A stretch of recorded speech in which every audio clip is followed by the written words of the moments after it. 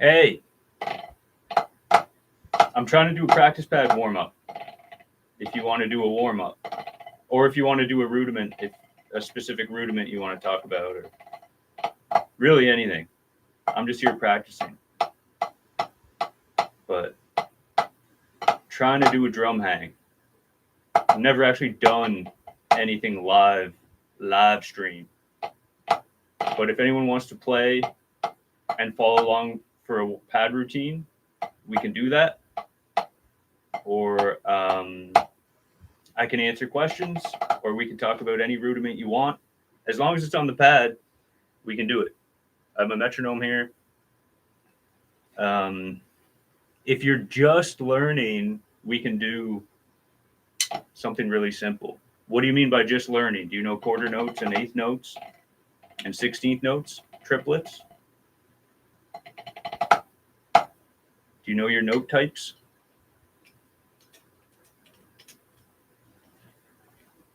Because, I mean, okay. Do you have a practice pad and drumsticks?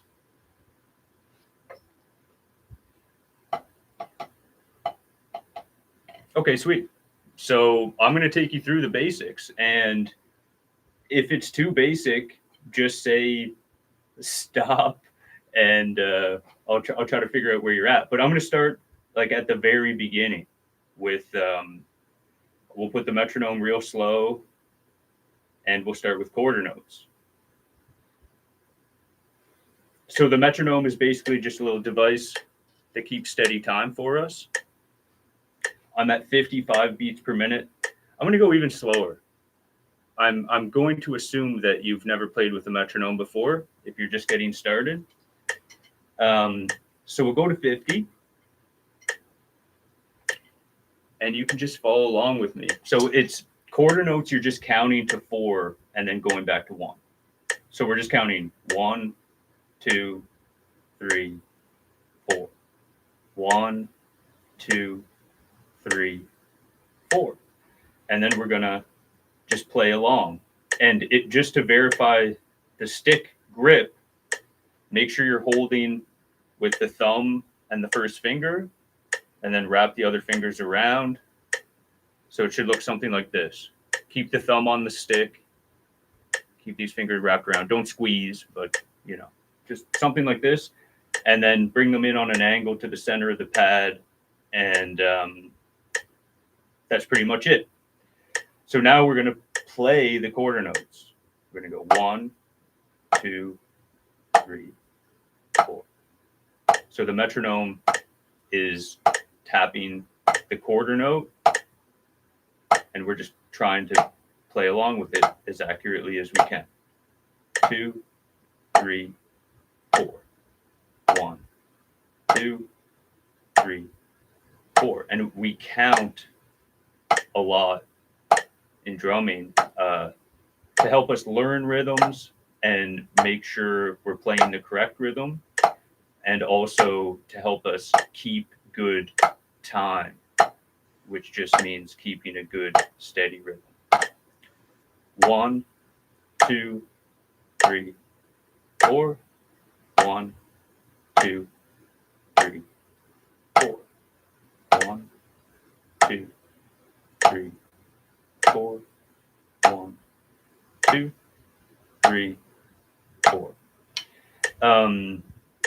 And I've got a video that I put out pretty recently that has all the beginner metronome practice. I put it out like last week or 2 weeks ago. So the things I'm going through now, if you want to see a video, you can check that out. And I might post the live stream. I don't know. I've never done it before. So that's the quarter note. And now we're going to do eighth notes. So with eighth notes, we're doing 2 notes for every click on the metronome.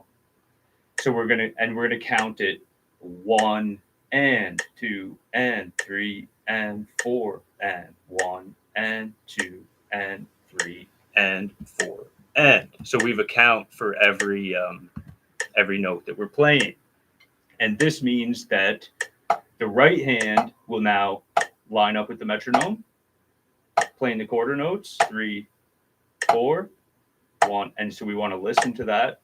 when we're playing with our metronome.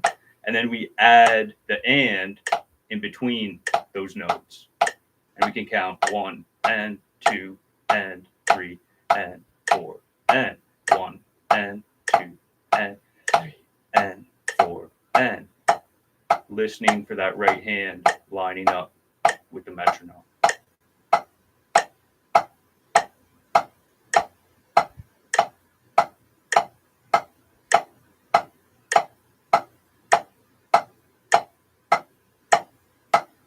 So we'll just do this for a bit. I'm assuming this is new to you, so we'll just stay on it for a bit. And make sure you're lifting your sticks up nice and high.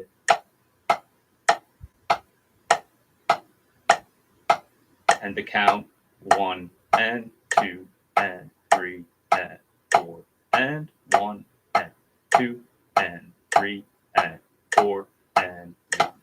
And another great thing you can do is do one hand at a time. So ultimately, what I like to do is you do a bar, like one measure, 1 and 2 and 3 and 4 and on one hand, and then you do the same thing on the other hand and go back and forth. But since you're just starting, we're just going to do one hand at a time and just kind of stay there for a bit. So we'll do just the right hand, still eighth notes, the same rhythm we were just doing. So that's going to be 1 and 2 and 3 and 4 and 1 and 2 and 3 and 4 and 1. So we're doing eighth notes, but just practicing one hand at a time, trying to do nice clean strokes and letting the stick bounce.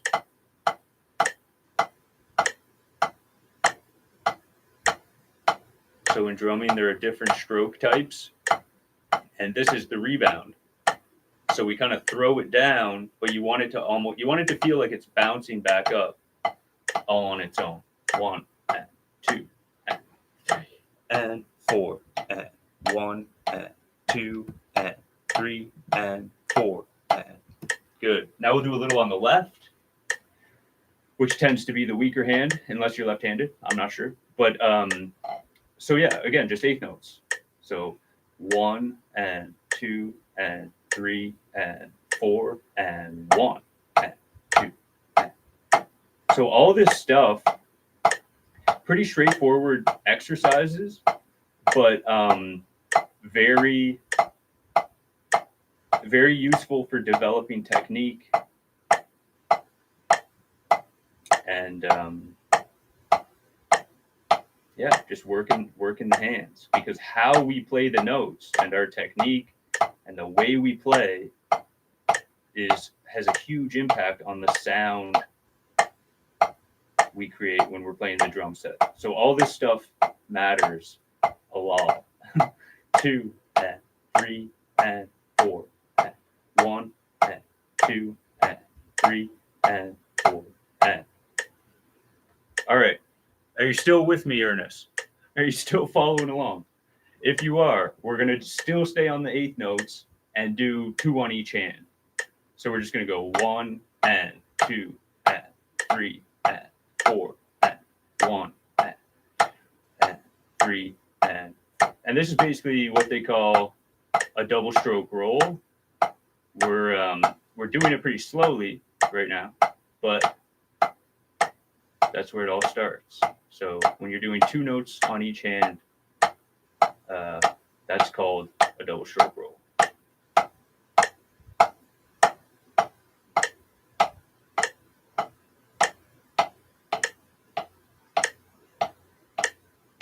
I see.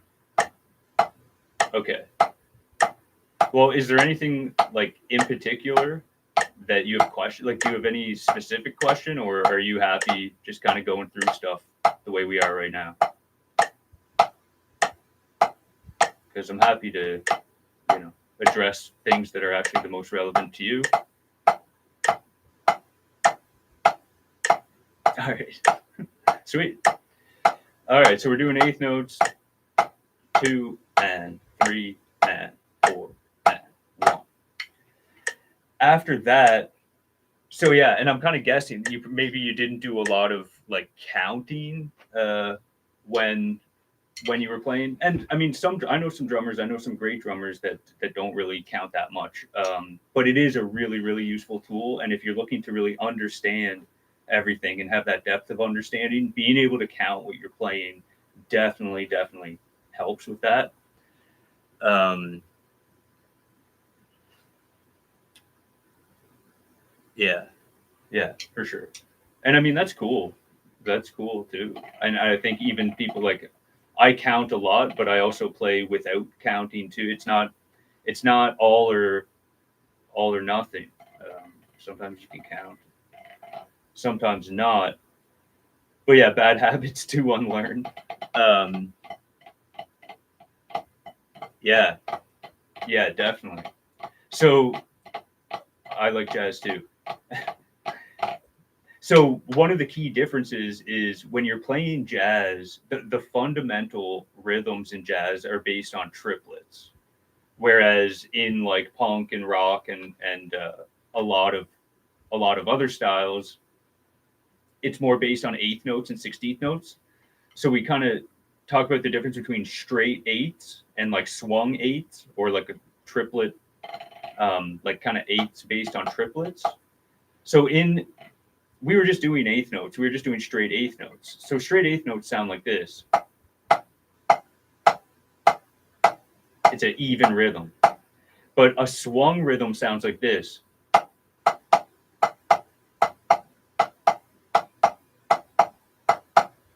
And so a triplet divides the beat into 3 even notes. Eighth notes, we were doing 2.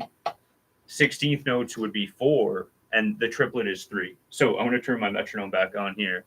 And we'll do some groups of 3. And I'm not sure if you're,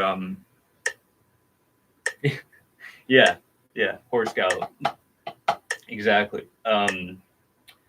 So, yeah, the thing to pay attention to, if we're going to play triplets, it's 3 notes per beat. So the hand that's going to hit at the same time as the metronome alternates back and forth. Like when I was talking about the eighth note, I was saying really listen for the right hand, because that should be lining up with the metronome.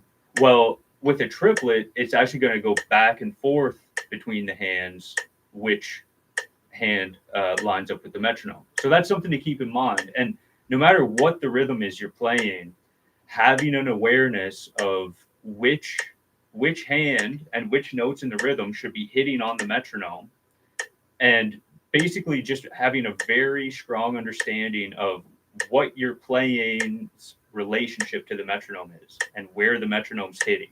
So in this case, the metronome's hitting going back and forth, just like when we played quarter notes in the beginning, but we're going to fill 2 notes in between, like this.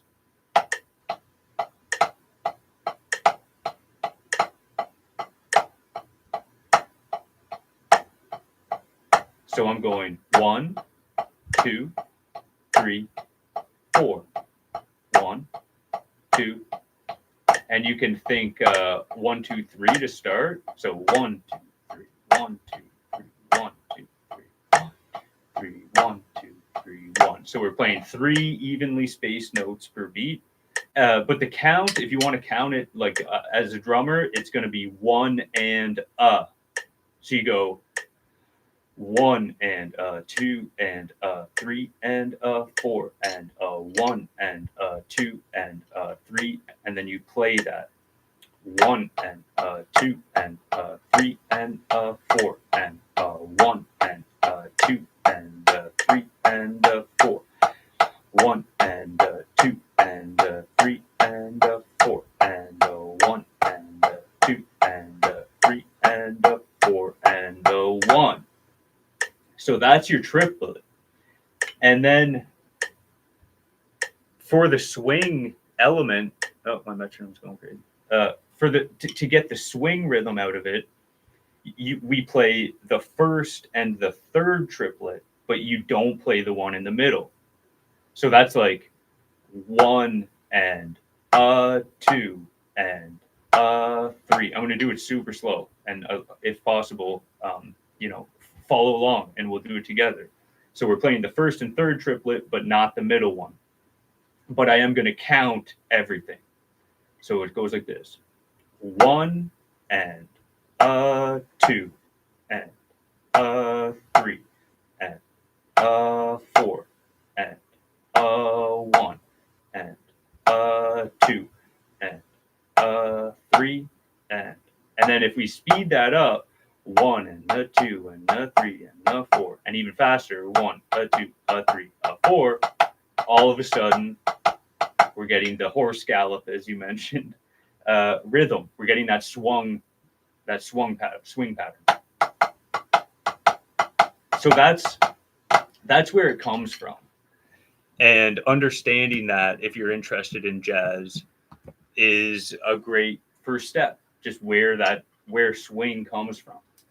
And the right hand pattern. Have you heard this? Have you heard this pattern? Are you aware of this pattern for jazz drumming? That's sort of the ride cymbal. Okay, so that pattern, the way it works is basically it's a quarter note on beat 1, so it just goes 1 and then 2. But after the 2, it's the on the triplet. You go 2, 2, and you don't play, and then you go 3. So 1, 2, and 3. That's what the rhythm is, and then the same thing again. You go 4 and 1. So it's basically 1, 2, and 3, 4 and 1, 2 and 3. And you can see I'm counting the middle triplet to make sure I'm placing the third triplet exactly where it needs to be. So this is an exercise to make sure we're playing the rhythm perfectly. But at a certain point, we're going to drop that middle count and just count 1, 2, 3, 4, 1. But we count the middle triplet at first just to make sure we're going to be feeling it correctly when we count only the notes we're playing.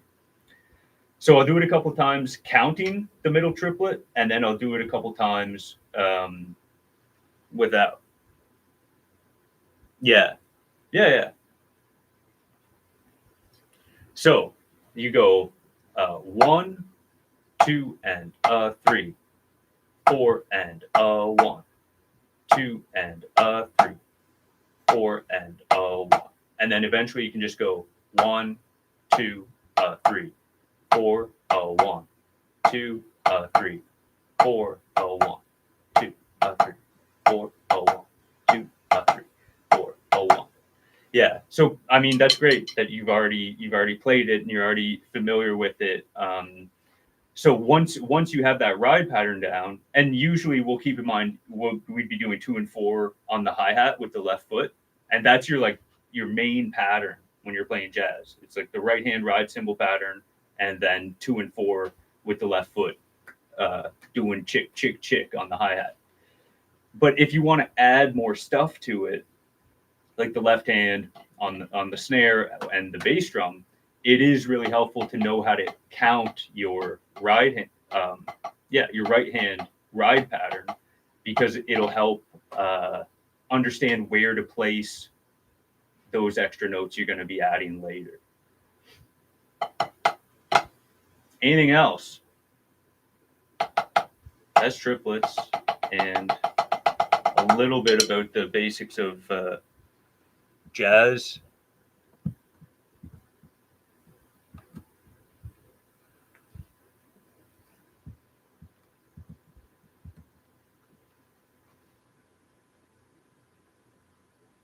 Right. Yeah, I think that's that's one of the things about a lot of the YouTube drumming stuff is a lot of it is pretty advanced. There's not a huge amount of stuff for beginner, and I do try to make stuff for people that are just starting out in those very beginning stages. I think a lot of times for us as teachers and making content, people are kind of thinking there's a certain level already assumed in what people are teaching, and that's great. I mean, that's great for people like me when I get to watch videos and learn from some of these guys. But yeah, it's important to have the stuff that is the very, very basics and the entry point into these more advanced ideas. So, and I want to make it as easy as possible for people to learn those first steps. So, if you're trying to do some independent stuff, I mean, I don't really know.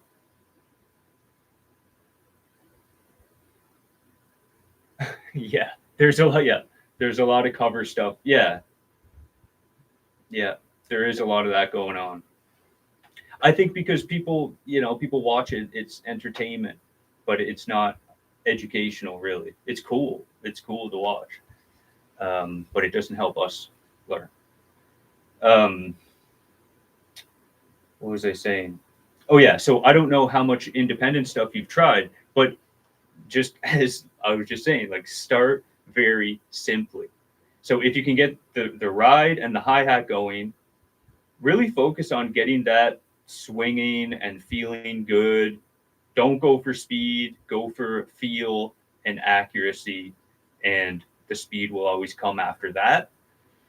Um, and then start just by adding the left hand on the 2 and the 4, and on the snare, or you can do a cross stick where you put the stick and you hit the rim with this. You're probably aware of that type of sound that we can make. But the idea is play it gently. Don't play your.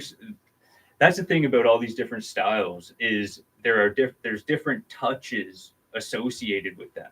So if you're playing jazz, you kind of need to approach it with a little more finesse and be a little more um, delicate with it in a way, especially on the snare. In terms of some of these comping figures, you don't want to play them super loud. It's not like when we're playing rock and we're like banging out the 2 and the 4. Don't play it like that. Play it underneath your cymbals. So this, when you're playing jazz, you really need to think of the cymbals being the primary element of what you're presenting, and that's really not the case when you're playing rock and funk and stuff. Your bass drum and your snare drum are like your meat and potatoes, and you do use your bass drum and snare drum kind of forcefully in jazz too. It's very dynamic, but in terms of learning and starting out with comping, think of the cymbals being on top and put your drums, your bass drum and your snare drum, at a lower volume. So when you're going 1, 2, 3, 4, 1, don't go 1, 2, 3, 4, 1, 2. Just go 1, 2, 3, 2, 3, kind of like that.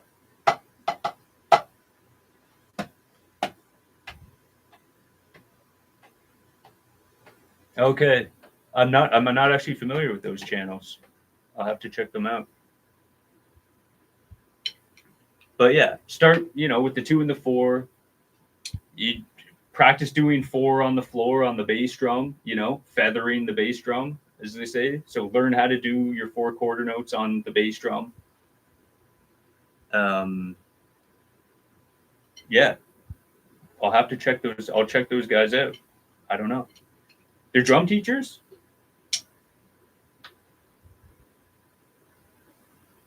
I'm assuming they're teachers, or are they just like playing and jamming, having a party? Jazz clubs. Oh, okay. You're like watching actual performances. Oh, sweet.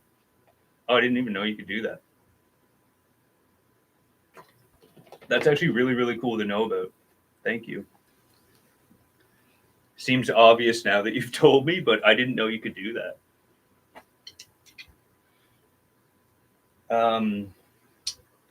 Yeah, okay. So let's look at maybe we'll look at one more thing. What time is it? Yeah. We'll look at one more thing. What about double stroke roll? Because I feel like if you were more of a like punk A lot of that stuff's more like single stroke roll, going for power and kind of high energy. Have you been able to develop your double strokes like this? Because again, in jazz, there's jazz and certain other styles that have a bit of a softer touch use a lot of doubles, and more like aggressive, loud, power styles of music, punk and metal, and a lot of those guys use a lot of single strokes because they're just fundamentally more powerful because every stroke is like a full stroke coming from the wrist, whereas doubles really rely on the rebound. So it's this versus, see, it's just the singles work better for certain styles. But if you're going to get into jazz and you want to get into more kind of like finesse type stuff, really helpful to develop a double stroke roll because there's so many cool things we can do with it. And I think another thing to keep in mind is jazz. There are a lot of dynamics in the sense of sometimes it's loud, sometimes it's soft, but there's also, for us as drummers, a lot of accents. So you're accenting and punctuating certain parts of the bar, or certain parts of the bar. So are you familiar with accented patterns? Have you like something like, or like this kind of thing? Those are accents. Okay, so basically, just I'm trying to come up for an explanation as to why it's worth it to develop the double stroke roll. But basically, okay, yeah. So they're called accents, and then what we can do, we'll play accented rhythms and filling in with doubles in between. So this kind of thing, instead of just going, you double up on all those other things.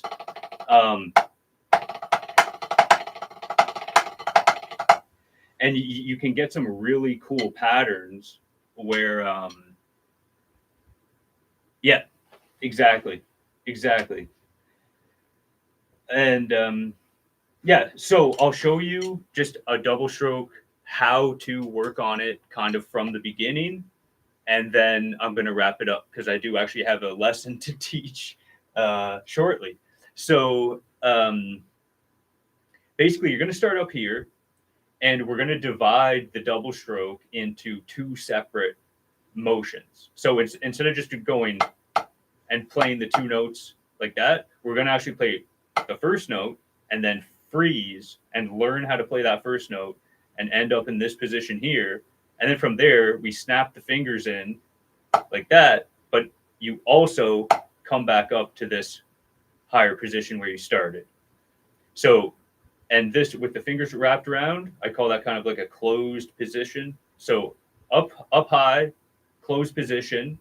We drop the stick with the wrist and open the hand. You can see I open my hand up like that. I exaggerate it too, since we're practicing slowly. So you're here, drop it, open the hand, and then I'm going to flick the fingers in to get my second note and come back up at the same time, like that. So it looks like this.